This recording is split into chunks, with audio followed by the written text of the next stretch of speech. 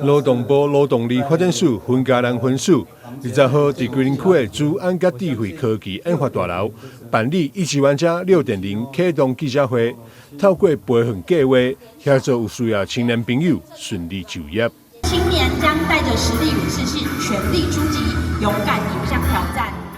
今天是我们云嘉南分署青年职涯发展中心一级玩家6.0的开始的记者会哈。那一级玩家6.0表示这个计划已经是第6年。那我们前5年服务了856位学员哦，那结训率都达到75%，也就是说这个400-500位学员都借由这个活动呢找到工作。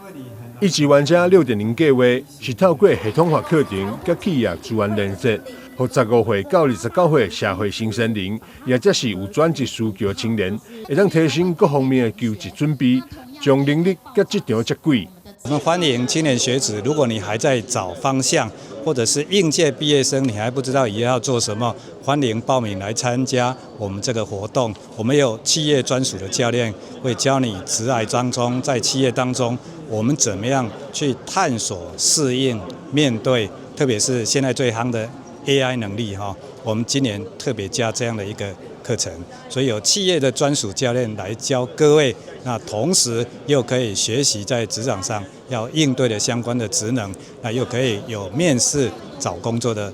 这个机会啊！欢迎青年学子踊跃把握。这个计划已经推行来到第6档，累计服务856位青年。而这次记者会也特别以击破作为主题，象征青年朋友勇敢突破，迎向数位时代。更加入了 AI 相关的元素以及系统化培训，协助青年提升就业竞争力，顺利找到好头路。